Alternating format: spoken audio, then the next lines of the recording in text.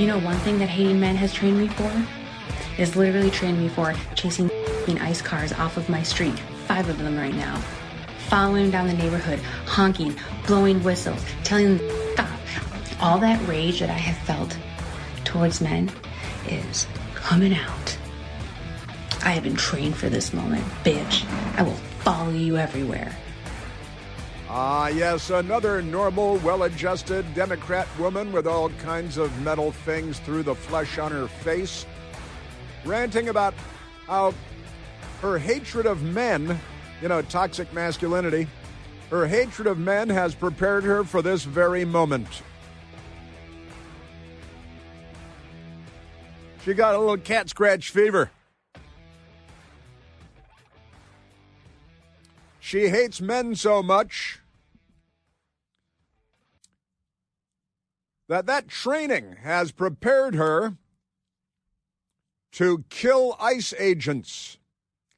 And in Democrat Party circles, this is perfectly normal mental illness. Absolutely ordinary. A little bit like the shave your head. They're calling on women all over America to shave their heads in protest for Renee Cook. I'm sorry, who's Renee Cook? Well, nobody knows who Renee Cook is, but the woman that started the movement thinks that he's shaving her head. She's shaving her head on behalf of somebody named Renee Cook.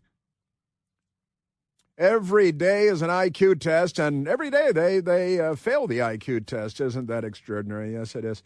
Very happy Wednesday to you. Very happy hump day to you. It is hump day, as you know, here on the Chris Plant Show. And we're, I got to tell you, it's hump day in Minneapolis today, too. They're all completely berserk. The Democrat Party ought to be banned from any place where sane people live. How about that? Who are not chronically violent, because the Democrat Party, aren't they something? Yes, sir. Well, very happy Wednesday to you, and welcome back once again. We remain at 888-630-9625. Been playing all kinds of extraordinary stuff here in the last hour of outstanding radio, and we've got a lot to talk about. The Democrat women now shaving their heads. It's kind of I don't know. It reminds me of the IRA in Ireland, and collaborators would have their heads shaved. Forcibly, but that's not important right now. We've got a lot of crazy things. I've got stories for you. U.S. Secret Service agent assigned to J.D. Vance placed on leave after alleged security leak. This has to do with a woman. He was trying to impress a woman and telling her all kinds of stuff about James O'Keefe got the videotape. Telling her all kinds of stuff about presidential and vice presidential security details and Secret Service practices and what goes on the airplanes, where they carry the package. It's the package, the motor vehicles and all that. Isn't that amazing? And another story about a Democrat, ex-Navy sailor gets 16 years in prison for selling ship information to Chinese intelligence.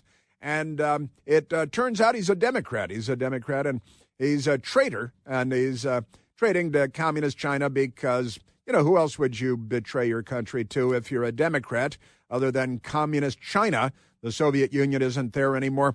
Although Bernie Sanders and the Democrats broadly are trying to bring back the Soviet Union. They just want to do it here in the United States of America. Isn't it true? And we got the Supreme Court yesterday listening to arguments on men and boys competing in sports against women and girls. And the Democrats don't know what a girl is. They don't know what a man is. They don't know what a woman is. They don't know. We got a Supreme Court justice that doesn't know.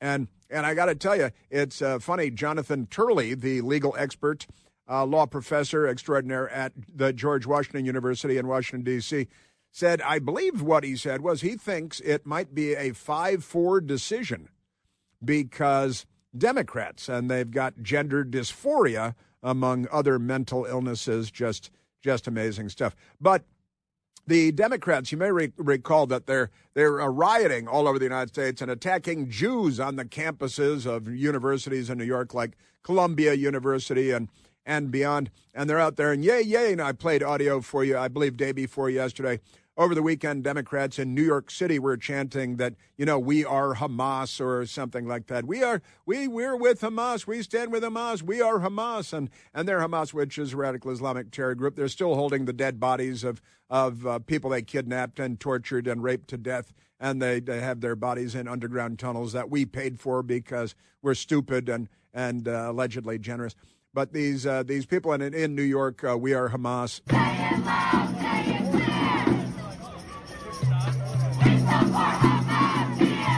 We support Hamas here. Say it loud, say it clear. They got all these chants that morons. Remember during the Occupy Wall Street thing when they were brainwashing them into chanting together like Monty Python characters. Oh yeah, speaking of which, did you see over the weekend John Cleese, some say Cleese, John Cleese of Monty Python put out a tweet saying that they're stealing from Monty Python, and he posted a Democrat protest. Did you see that over the weekend?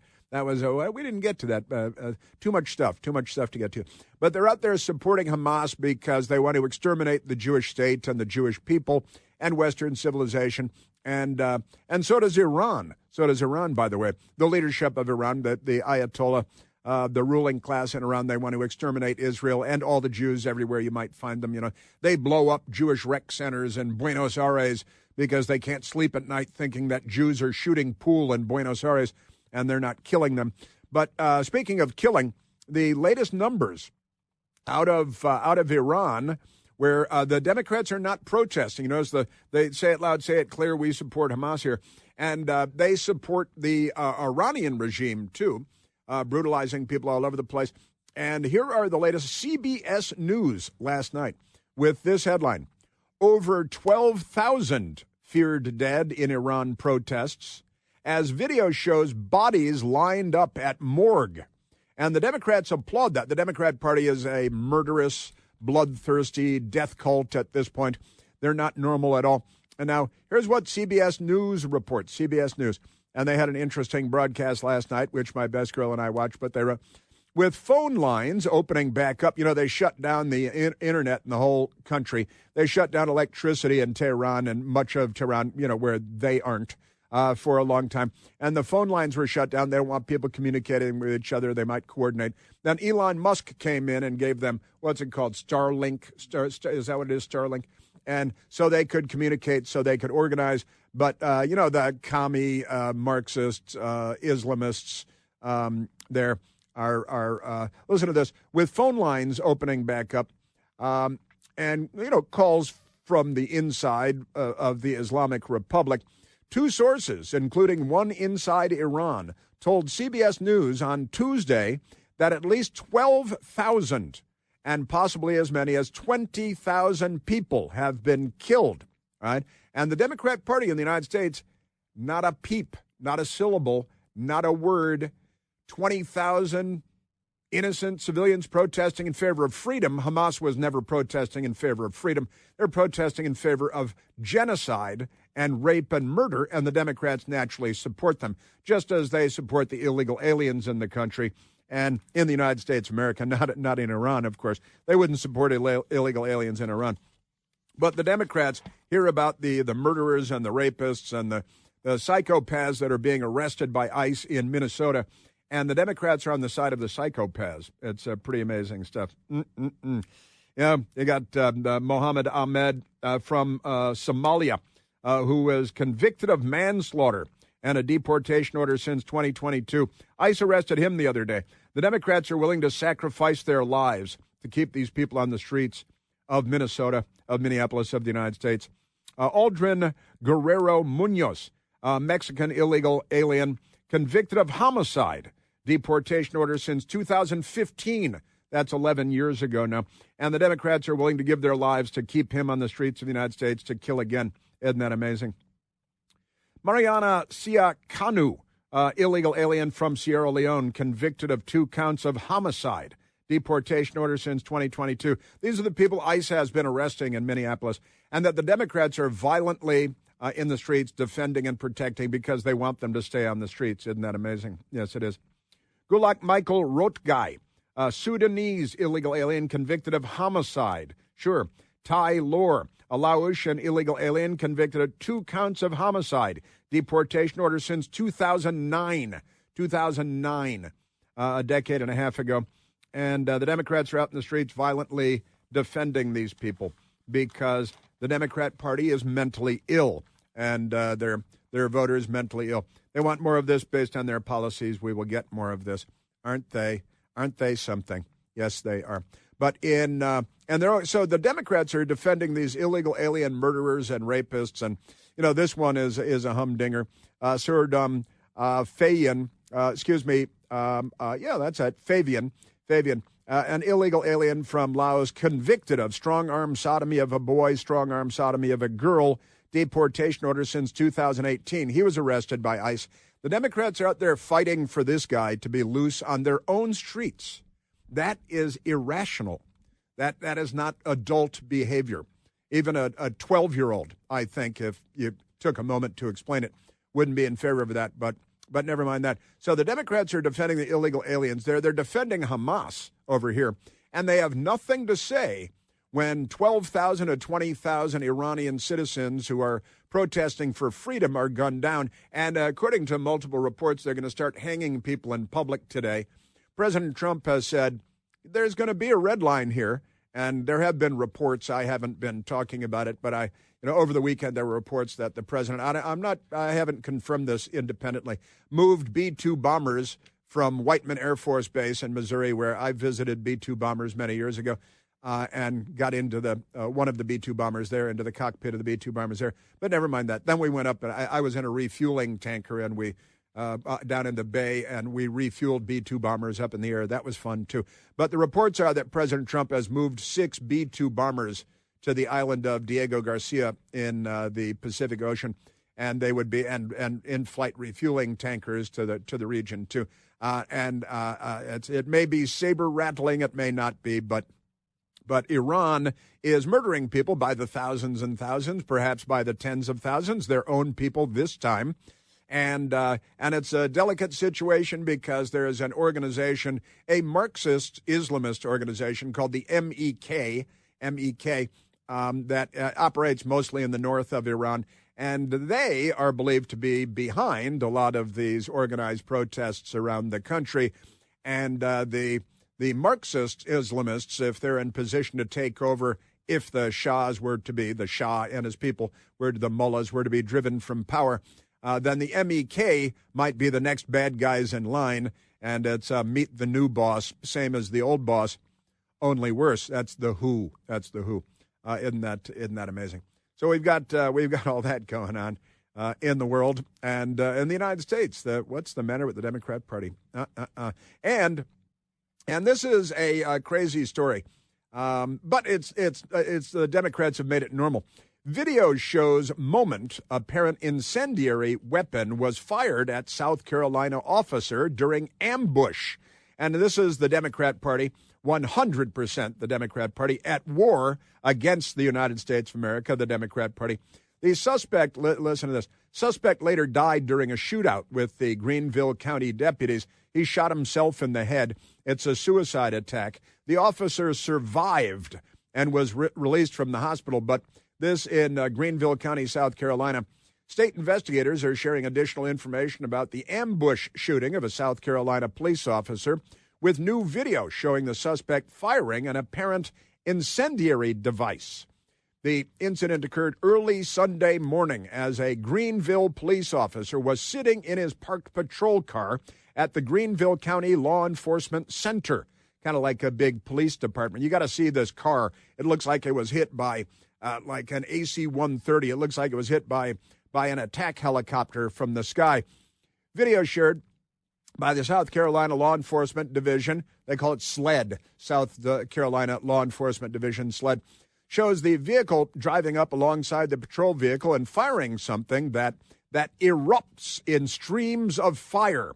And it does look amazing. It looks like fireworks until you see the holes in the officer's driver's door, the driver's side door, and a couple of the holes are big enough to put your hand in, and the smallest holes are like 12-gauge slugs, huge holes in the side, and they're all blackened out, and the video is unbelievable. It looks like a fireworks display.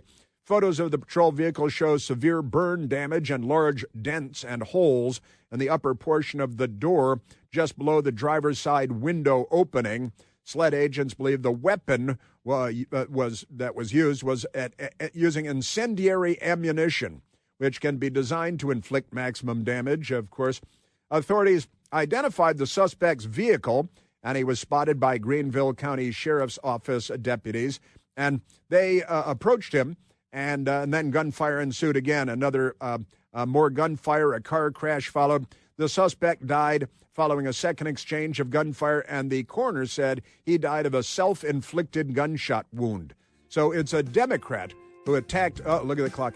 It's a Democrat who attacked a police officer sitting in his car in a parking lot at basically the police department. And the police officer was wounded, hospitalized. He has since been released. He's going to survive. The psychopath Democrat continued, engaged in another gunfight with more police officers, and then shot himself in the head. Another Democrat Party suicide attack, of which there have been many. They are Al-Qaeda. The Democrat Party is not on Team America.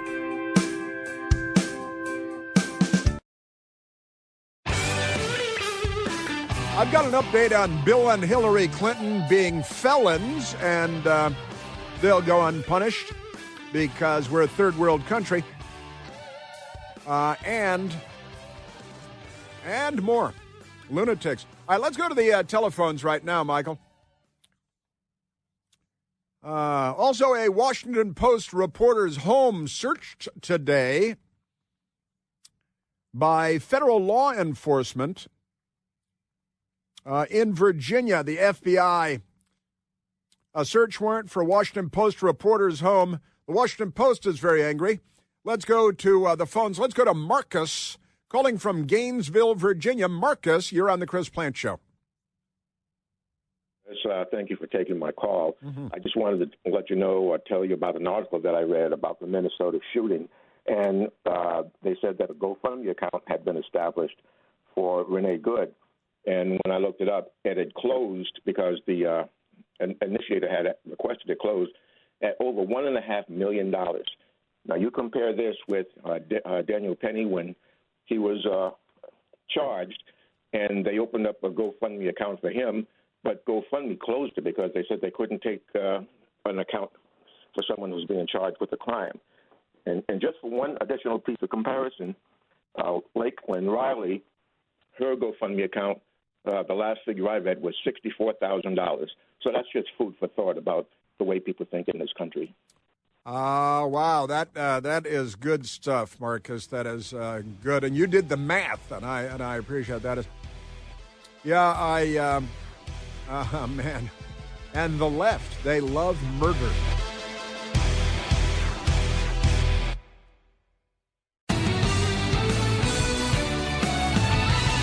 They've got a new trigger warning at the National Portrait Gallery in Washington that I want to share with you coming up. But first, I want to get to James Comer because what are we doing? I got to check the language. Bill Clinton and Hillary Clinton. It's time to send the FBI with battering rams and camera crews to go knock down the doors of their mansions and drag them out in handcuffs like Peter Navarro, maybe leg restraints too, and. Honestly, Steve Bannon treatment for Bill Clinton and Hillary Clinton. We'll get to that in a moment because the chairman, James Comer, just came out and explained yesterday Bill Clinton defied the congressional subpoena. Today, Hillary Clinton defying the congressional subpoena. And now they're going to have to be arrested and brutally beaten with nightsticks and probably tased, things like that. But before I get to James Comer, let me hit this one because the Washington Post is very upset this morning indeed. FBI executes search warrant at Washington Post reporter's home. I've got to say that's very unusual.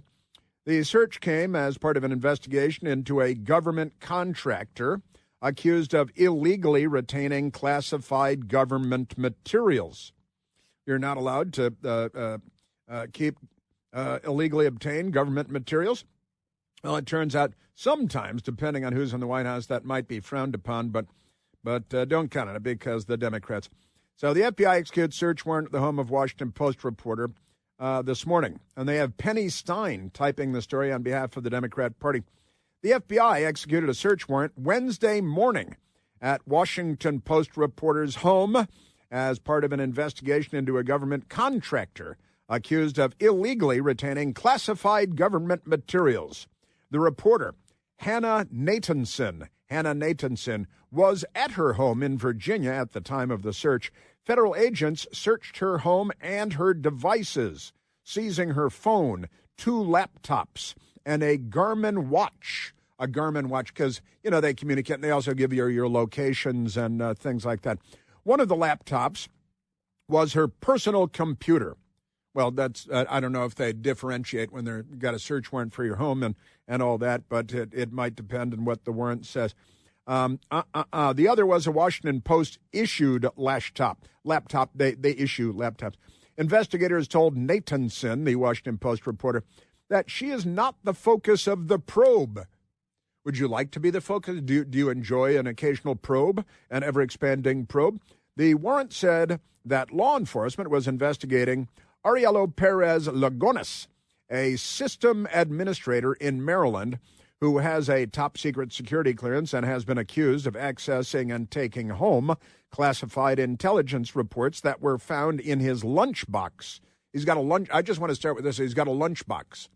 Is it like a Joe Biden lunchbox with Kamala Harris on it? What kind of lunchbox does he have? And so is that listed? He's got these taking home classified information found in his lunchbox and in his basement. That's where Joe Biden usually keeps his classified documents. He doesn't need a lunchbox. Other people carry his food for him. According to an FBI affidavit already handed to the Washington Post, Nathanson covers the federal workforce and has been part of the Washington Post most high-profile and sensitive coverage during the first year of the second Trump administration. What is it just on the Trump? It's not a topic. It's just the Trump administration. That's it. So she is on the target Trump team and getting classified documents from some lefty who's got a top-secret security clearance. In December, the reporter Nathanson wrote a first-person account about her experience covering the workforce as President Donald Trump's administration created upheaval across the federal government. And that's all the Washington Post says. I mean, during DOGE, when they're downsizing, oversized, bloated bureaucracies that just grow forever and ever and never downsize. So that's it. Isn't that amazing? She detailed how she posted her secure phone number to an online forum for government workers. Call them workers like the Soviet Union did. And amassed more than 1,000 sources. Yeah, okay. With federal workers, their sources, they're people who may have been laid off, I don't know. Workers frequently reaching out to her to share frustrations and accounts from their offices. So they build this infrastructure and it's get Trump. They didn't have this during the Biden administration. This is not something they did because they're a political organization, not a journalistic organization. Well, it is not unusual for FBI agents to conduct leak investigations of reporters who publish sensitive government information. It is highly unusual and aggressive for law enforcement to conduct a search on a reporter's home. I recall the Obama administration investigating James Rosen, a great reporter who I work with at Newsmax and used to be at Fox News. They investigated James Rosen. They got all his phone records. They got all his text messages. They investigated his parents who live in New York and seized all of their records and their emails and their phone calls and everything else because that's fine. And they investigated the entire Associated Press and the Associated Press in Washington, D.C. and on Capitol Hill. And they spied on John Brennan, and the CIA spied on the Senate Intelligence Committee and then lied to them about it. Because when the left does this, and this is very open, there's nothing secretive about this, no secret spying going on. But this is the left and all the news media are going to be outraged by this, and they will have no memory of the Obama administration spying on everybody and stealing everything because they're commies. They're commies. All right. So, well, that's the media will make a big deal out of that. I'm not overly concerned. Now let's go to. And also there's a Greenland story today, and I've got some audio for you on that too. But today, Greenland and Denmark, the foreign ministers, from Greenland and Denmark. Why does Greenland have their own foreign minister if they're a part of Denmark? But never mind that. They're meeting today with J.D. Vance and with Marco Rubio here in Washington. President Donald Trump has been talking about the United States somehow taking or controlling or something Greenland, and it sounds pretty wacky to me. But a meeting taking place with officials out of Greenland and Denmark, which owns in a colonial way the giant island of Greenland, and Marco Rubio, Secretary of State, J.D. Vance, Vice President of the United States, meeting with officials from Greenland and Denmark today to discuss what's up with that, I think is what that's all about.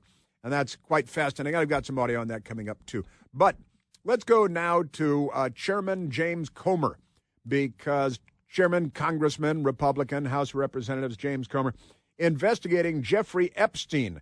And, you know, we had a great soundbite yesterday of James Comer talking about, well, maybe we'll get to that one in a minute, but that's a good soundbite. Said that Jeffrey Epstein visited the Bill Clinton White House more times than James Comer has been to the White House. And he's a member of the House of Representatives. Jeffrey Epstein, not a member of the House of Representatives. James Comer, chairman of an important committee. Jeffrey Epstein, not chairman of an important committee in the House of Representatives. But James Comer, yesterday we played a soundbite for you, James Comer.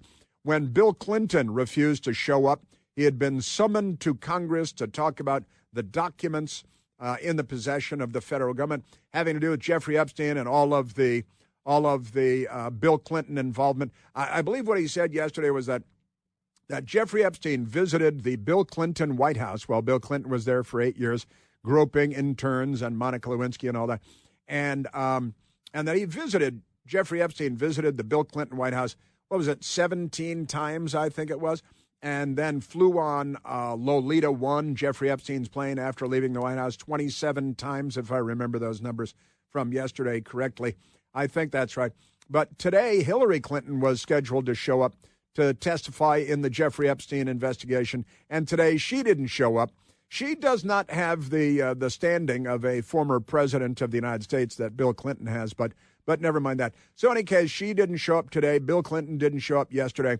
And so, Michael, what is James Comer going to do about that? James Comer came out this morning and said what they're going to do about that.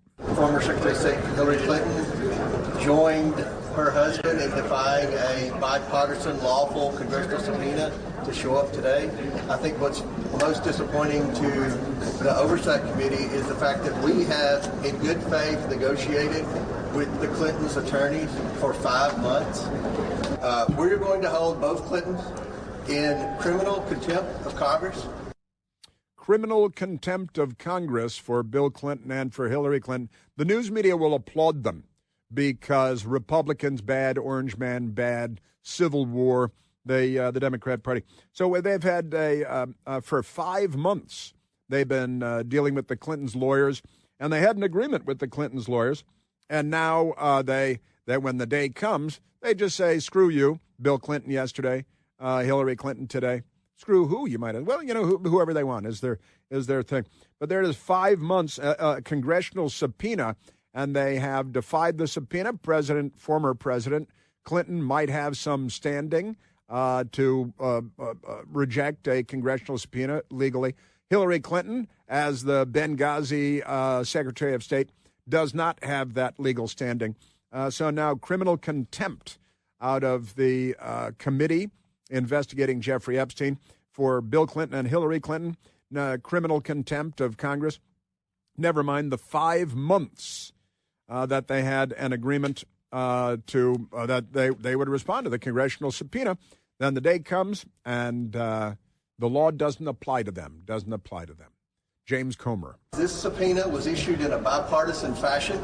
The Democrats acted the day that the subpoenas were voted on in the subcommittee like they wanted the Clintons to come. Once again, not a single Democrat showed up. You know how many depositions we've done? There's always a Democrat here. Former President of the United States, former Secretary of State, neither one of them, not a single Democrat here. So I think the questions that should be asked to the Democrats on the committee are do you still support hearing from the Clintons? Insurrectionist conduct. The Democrat Party, Democrat members of the House just don't show up. they're going to fire on Fort Sumter. They're breaking away from the Republic. They honestly, these people, can I just say, the laws don't apply to them as far as they are concerned. What samada you? I am telling you, man. Oh man. All right, Michael. We've got so much to get to. It's just crazy. The Supreme Court yesterday. Hearing arguments on whether men should be allowed to compete against women in sports. The Democrats say yes because they don't know that there's a difference between men and women. And that how do you get monkeypox then? Honestly, the whole thing. But the Supreme Court yesterday weighing in on all of this, and it was pretty wackadoodle-doo, I've got to say. The Supreme Court, I hope doing the right thing. I'm looking at the clock now. Perhaps I should. And also today is Mailbag Day. It's Mailbag Day because it's Wednesday, Hump Day in the Clinton household, and Mailbag Day here on the Chris Plant Show. So I want to get to that. I want to get to that for sure. And I've got so many things I want to get to. Completely crazy. And President Trump talking to the new CBS News anchor last night. Some interesting things there. In fact, why don't we get to that? President Trump last night, what's his name? Tony Dokapil. I think that's how you pronounce it. And honestly, he seems fine as a network news guy, as a network news anchor. Seems just fine. Doing an interview with President Trump yesterday inside of a Ford plant while the Ford plant was busy making trucks. I think they're making pickup trucks there, I think. And Tony Dokapil has where's the soundbite here with? And it's this is where we're talking about the hero of the revolution, Renee Good, or Renee Cook if you're shaving your head with a buzz cutter. And here is CBS News, President Trump last night. Hey, this Renee Good lady that was shot and killed while trying to run over a federal officer and being nuts. Turns out her dad likes President Trump, but the back and forth was like this. I've got an important question about the situation in Minnesota, the death of Renee Nicole Good.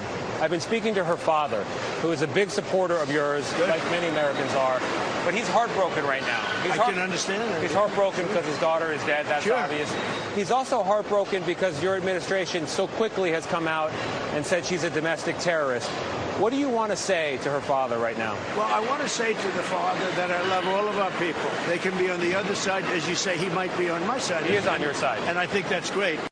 And I think that's great. I think that's wonderful. I think that's great. And again, the president was in Detroit yesterday. He did a speech in Detroit, meeting with the auto manufacturers, the CEOs, and so on. And in this Ford plant, busy Ford plant going on, a little bit noisy. And it's like, hey, her father is a big Trump supporter. What up with that? Well, President Trump. I would bet you that she, under normal circumstances, was a very solid, wonderful person. But, her actions were pretty tough.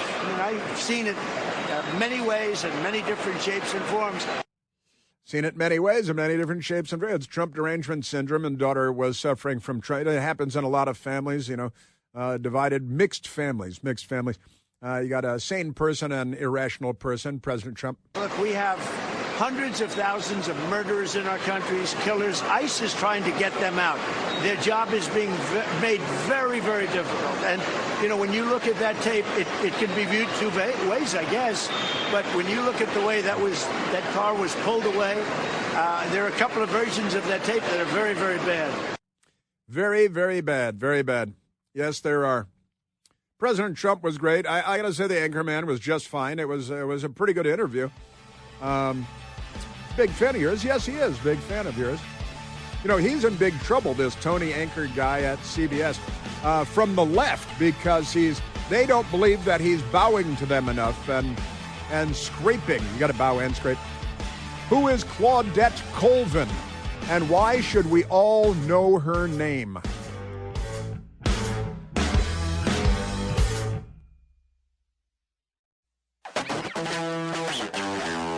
Got a Spirit in the Sky. Spirit in the Sky goes with another song we want to play today, too, in honor of Renee. Now, let's go back to the phones, Michael. Let's go to, let us see, let's go to Mike in Indiana on line 3. Michael, you're on the Chris Plant Show. All right, Chris. Hey, Mike. Hey, I just called in because they keep talking about, they show these videos over and over that girl got shot. Yeah. And like I said, I was a state trooper for 38 years.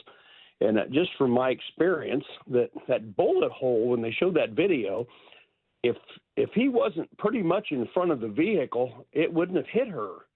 If he was off to the left, as far over from the edge of the window that bullet hole that I saw on TV, if he was off to the left side of her vehicle, it would have probably hit the passenger, not the driver. He had to be somewhere to the right front of that vehicle for that bullet to hit the driver at the angle that it showed. Nobody's talked about that. That's why I called in. You are suffering from common sense. Yeah, I know it. I have that trouble a lot of times. That is a problem. I actually made, I think it was probably in hour one that I made passing mention of that. If you look at where the bullet hole is and where she was sitting, then that tells you where the police officer was, right? Yeah, it does. As far as because that bullet will not change trajectory. It's going to go right through there at whatever angle it hits. And it would be fairly easy to figure out about where he was at, roughly, right, when he shot. Because at least from what I saw, first thing I thought of, I said, I don't know how he hit her if he's off to the side of the vehicle like they try to allege that he was. Right. And there is one camera angle that the news media is not fond of showing where you see, and also we played the audio yesterday of he was making video, apparently no body cam on ICE guys, but he had his phone out, thanks to the patriarch. He was making video. And you hear him when he's hit by the car that she is racing at him. Right. I heard that same sound, yes.